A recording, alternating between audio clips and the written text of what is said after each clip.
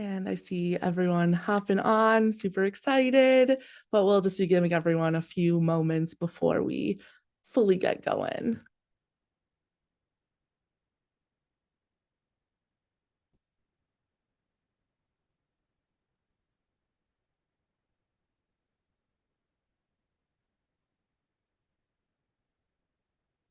Just giving everyone a few minutes to get logged in, and then we will get started with our session today.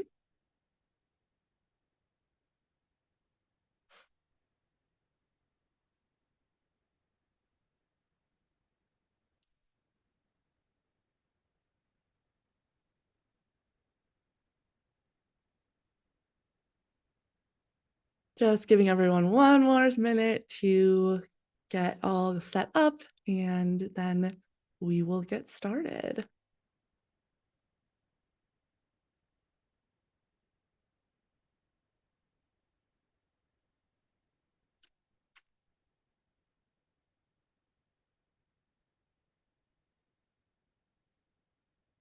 And thanks everyone for joining. Just a few more seconds and some last minute joiners, and then we will get all started here.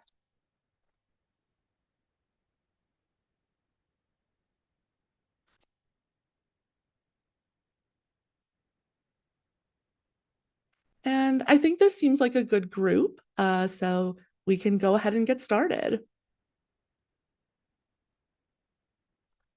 Hi everyone, my name is Lauren and I'm an Enterprise Customer Success Manager with Jotform. Welcome back to another installment of our Lunch and Learn series. I'm so happy to have you all here. Today we'll be continuing our discussion on the most popular widgets amongst our enterprise users. If you were unable to join us last time, you can access the recording of that session or any other previously aired Lunch and Learn session on our YouTube channel. To jump back into our world of widgets, we'll be looking at 5 more widgets that our enterprise users love and put to use in a variety of different ways in their respective organizations. When thinking of your own organization and the forms you utilize, have you ever thought to yourself, I wish there was a way I could have a list that my respondent could check off each item, noting completion for my own record and their own management? Or maybe you find yourself wanting to add a field, but think, wait, what if my respondent needs to add more options? We don't want to add a large number of text boxes and make our form super lengthy, do we? Maybe with this, you wish there was a way for the form filler to add as many fields as they need to provide that information you're requesting of them. Have you ever wished you could display the quantity of an item available? This will update as people fill out the form automatically, allowing them to only select an option that will be able to accommodate their specific need.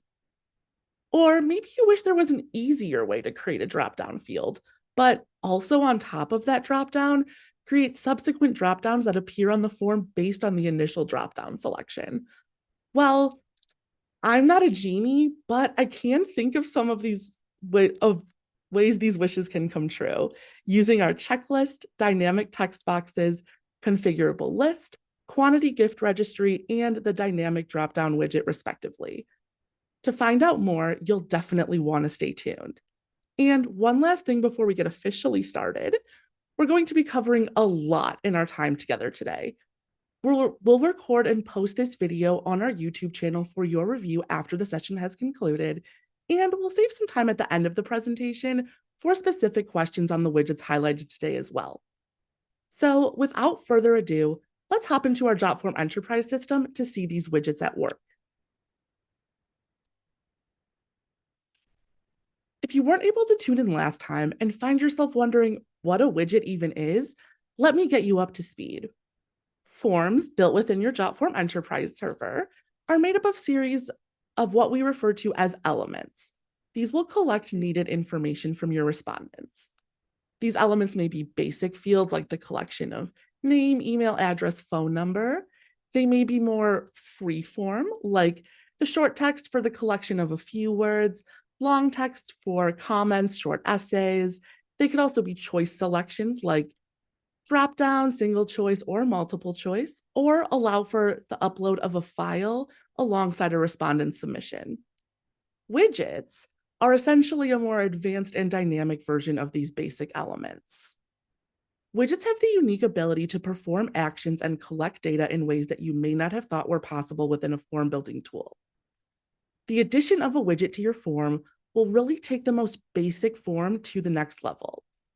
Our extensive list of widgets can be found right here on the form builder, and as is included in your Jotform Enterprise server by default.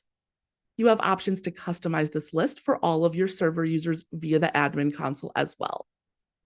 When you're ready to add a widget to your form, you can click to add or drag and drop it in place, just as easy as all of our other form elements. To take a closer look at what any given widget can do, you can click the eye icon next to the widget name to learn more and see some use cases for that widget. Speaking of use cases, let's pop over to another form to discuss our first widget of the day, the checklist widget. The checklist widget lives up to its name and provides a helpful tool that you can add to your forms to provide a list of tasks or procedural items to your form's respondent. The checklist tool is extremely versatile for a variety of different use cases, such as to-do lists, packing lists, project management lists, safety inspections, and so much more. For our example today, we'll be using the use case of onboarding a new hire. When hiring a new employee, there are a lot of different moving parts that will often fall on the shoulders of the HR representative to ensure completion. Using a checklist widget, we'll display this list of tasks to provide the running tally of those must-dos. To list each task, I can type them in here on their own line item. Following that configuration, I have additional settings I can set, such as excluding any non-completed or unchecked items from the email sent upon my form submission. I could also opt to include an other field that will allow the respondent to add their own task to the checklist if needed. Any changes I make to my checklist are saved upon clicking Update Widget, and I can see the list of my items over here in the body of my form ready to go. For lengthier checklists, you may find yourself wanting to be able to save your progress and come back to it. Great news, you can do that using our Save and Continue Later functionality. Over here in our Settings menu, I can configure the ability for my form fillers to save a draft of their checklist and return to their draft at a later time if all of those tasks cannot be completed at once. Once they click the button on the form to save, they will receive an email, which you can customize to your own need, and they'll be able to click the link in that email to return to the draft version of their form easily. When working through the new hire tasks, I can come down here, select tasks that I have completed, and click Save to receive an email with my draft link, which I actually have right up here for our example today. Now I can access my draft easily using the link that was sent right to my email address. Drafts are valid for 2 months after being saved and can be accessed by licensed users from the submission table. Let's actually head there now so I can show you what I mean. Here in my submission table, I can not only see the completed checklist, but also could access the drafts if needed. I will just need to click here into the table tab, click the 3 stacked dots, select incomplete submissions, and see a list of any drafts that have been saved by my respondents. Well, speaking of the submission tables, another key feature of checklists as they exist in Jotform is that every submission is dated and lives within the table.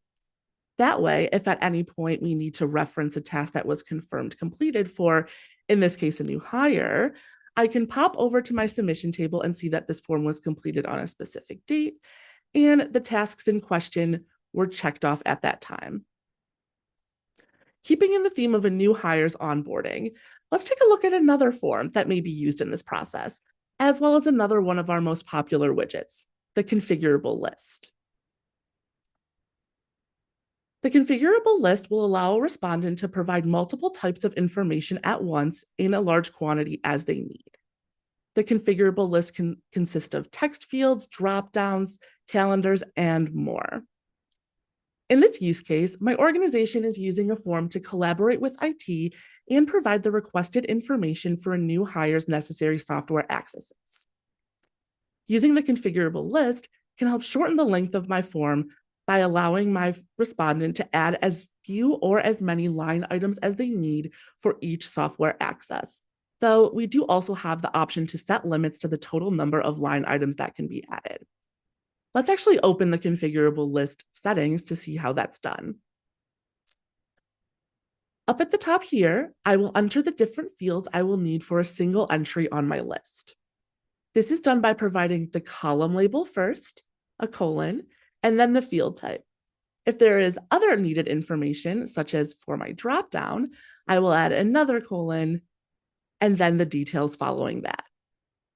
If you ever need a guide to setting up your own configurable list and the various fields that can be added, we've linked a helpful article from our user guide right here in the settings menu for easy access. As previously mentioned, we can set the minimum or maximum number of rows that can be added, as well as customize the button text to match the context of the information being entered. Now that we've added the needed fields, let's see what this would actually look like for our form filler. On the form itself, I can fill out the relevant information from each field, add another row if needed, fill out the information here,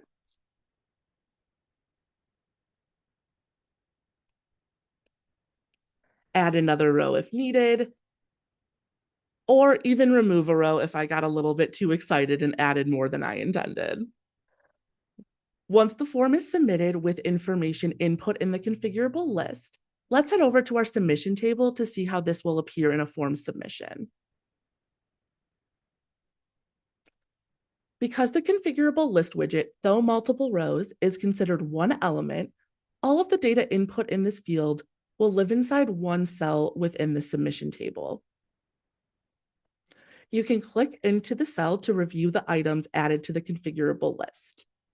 To view the detailed information for that particular form submission, you can also pop open the submission in the side panel view to have a more complete view of the information from the configurable list in an easy to read grid format. While the configurable list is a great way to collect a variety of information, maybe to simplify the data a bit and only collect one type, maybe just text. If that applies to you, let me show and tell you all about the dynamic text boxes widget.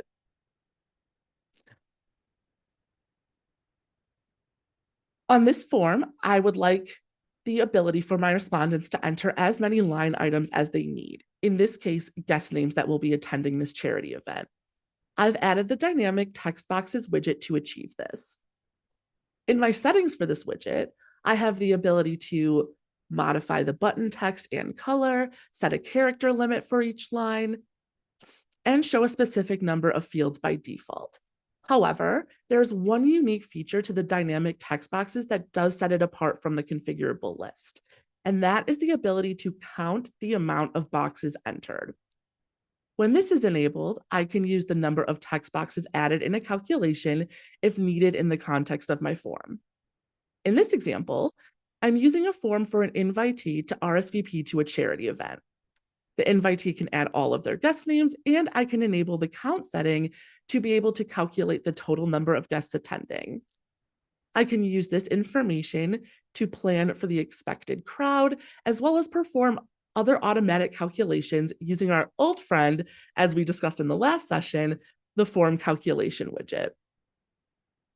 Here, I have added a calculation for one, the invitee, plus the number of guests added from the widget and multiplied by the recommended donation of $25 to calculate a possible donation for the invitee to contribute.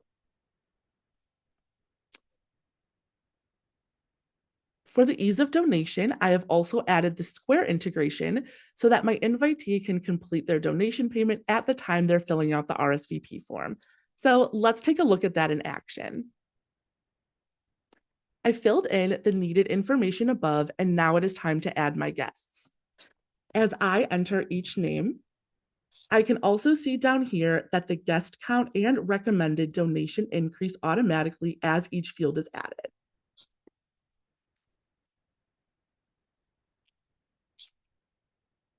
I can also remove guests, and we can see that the recommended donation and the guest count decreases automatically when the fields are removed.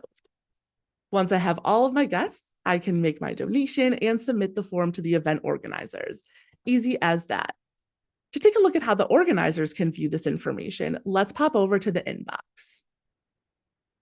Right here, I can see the line item that is counting the total number of guests. That way I am able to report on that information for my own head count. I can also see in the section relating to the widget that will list each of the guest names in a super easy to read format for my own organization. While this form has seemingly unlimited slots available for the event, let's take a look at a creative use for a different widget in the same registration theme, the quantity gift registry. You might be thinking to yourself, quantity gift registry, how is that related to event registration? Well, I'm so glad you theoretically thought that. One of my most favorite things about all of our widgets is how versatile they are. Despite the title, there are many uses for the quantity gift registry. You can have, well, a gift registry, sell tickets, sell products in unlimited quantity, and so much more. In this use case, the teacher has provided various dates for a parent to register. These dates have limited time slots based on capacity, and we want to be sure that only the correct amount of people register for each provided date. In the setup of this widget, I'll provide each possible option for the respondent to select. In the brackets, I'll also be able to add the amount available. I can customize this further by updating the counter label to match my particular use, in this case, seats. I can also set certain items to be unlimited and also change the text for that. I can also change the text for when there are no slots left available, as well as customize the error message that appears when trying to add more people than there are slots available. The unique feature of this widget is that this widget will automatically update the quantity left based on the other submissions made. This saves you, as the user responsible for this form, time, as you'll not need to worry about going into the form and updating the amount left when any new submission is received. This widget will do all of that work for you. So let's see it in action. When looking through the sessions, I'm going to select the time slot that I want with the amount of seats available to accommodate myself and my child attending the session. Once I submit the form and have been confirmed for that slot, those seats will now be removed. Let's refresh the form to see the widget at work. Now I can see here that there are 2 less seats in the Monday session. Now, if I'm attending the session with 4 people and I want to attend on Wednesday, it will display my custom error message and prevent me from submitting with that session selected. Now that we have some registrations on our form, let's take a look at what would happen if someone needed to cancel their registration or change their session selection. This can be most easily managed from the submission table. In order to release the previously made selections, I will need to either allow the respondent to edit their submissions and change the selection, or I can edit their selection from the table by selecting their submission and clicking Edit Entry and updating their choice and quantity. In the event that they're canceling entirely, I will need to delete and purge the submission in order to release those spots to other registrants. The quantity gift registry is a great and flexible tool, but I would be doing a disservice to not mention that this widget's functionality is actually shared similarly with a few other widgets on our list. Let's keep our same school-related use case and go over to another form where we can see an example of using multiple widgets on the same form to cover all of the needed bases in just one go. Here you can see the familiar site of the quantity gift registry, this time in the context of a field trip registration. However, I would also like to grab information from the parents on who can provide snacks, as well as give them the option to reserve a branded school shirt for their child. For this, I've added the gift registry here to collect information about snacks. Similar to the quantity version, I can list each needed food item as well as how many are needed. To accomplish this, I have updated my counter label to needed instead of available to match my specific use case. I've also left the max selection option here blank so that parents can opt to help out with as many items as they're willing to contribute. The next widget I've added to this form is called the inventory widget. The functionality of this widget mirrors that of the quantity gift registry. However, this would only be for one item. One fun customization you can make for this particular widget is the addition of an image next to the quantity selector. Having multiple widgets with varying functionalities can allow your form in Jotform Enterprise to be a one-stop shop to collect all of the information you need. You can leverage this ability to consolidate your tech stack of various software and meet the need all within Jotform via the power of widgets. Now, let's round out our session with another dynamic widget, taking one of our basic elements to new heights, the dynamic dropdown. The dynamic dropdown is a tool you may find especially helpful if your form respondents will need to make multiple selections based on the data they have selected in a previous field. While you can build dropdowns that will then be shown conditionally based on previous answers, you may find yourself wanting to build it out all at once and have the various dropdowns appear or change automatically based on the previous selection. Here's how you set that up. You'll start by thinking of what you want in the initial dropdown selection. In my example here of an appointment request form, I want to ask if they are a new patient, an existing patient, or they're just shopping around and would like to schedule a consultation. I'll start by listing each of these options without any spaces or indentation in the values box. From here, I will think about what needs to be in the dropdown unique to the new patient selection. To add those, I will add a space before the value to note that it is directly nested under the new patient section in the dropdown. From here, if there are any other nested values for, let's say, the consultation option, I can add another space to that value, nesting it beneath the consultation section.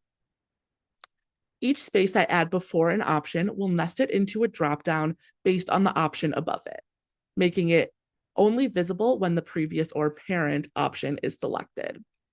You can get extremely granular with this, though we recommend keeping it concise as to not overload the form's performance speed. I also maybe will need to have an other option to add to a few of my nested dropdowns in various locations. With the other selection, I need to also collect additional information from my respondent about their appointment request. To do this, I can set up a condition to show and require this long text field below my widget. Because the other option is located in multiple dropdowns within the widget, I can select the state of the logic to be contains to capture any point throughout the various nested dropdowns, and then conditionally show that long text field to collect the additional information. So let's see that one in action. When I'm filling out the form, I can first select what type of patient I am. In this case, let's select that I'm a new patient. From here, I'll select my appointment type, which is consultation. At this point, given my options, I can then select other to be shown the long text box to add the details. If I go back and change the original dropdown value, it will allow me to go through and reselect the values from the subsequent nested dropdowns. When I come across an other selection, selecting it will re-show and re-require that same information field. With that condition in place, I am assured that regardless of when they select that other option, I will receive the additional information from the patient regarding their appointment request. I know that was a lot. To recap, today we took a look at another group of some of our most popular widgets, including the checklist widget, the configurable list widget, the dynamic text boxes, the quantity gift registry widget, and rounded it out with our dynamic dropdown widget. To review these widgets in more detail and see other widgets available in your form builder, you can head to this page I'm showing here at jotform.com/widgets. All of these tools are really only the beginning of the functionality of widgets for your forms.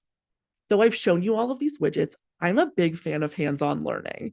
I encourage you to take what we've discussed today and apply it to your own system to see how you can further improve the efficiency and dynamic nature of your process.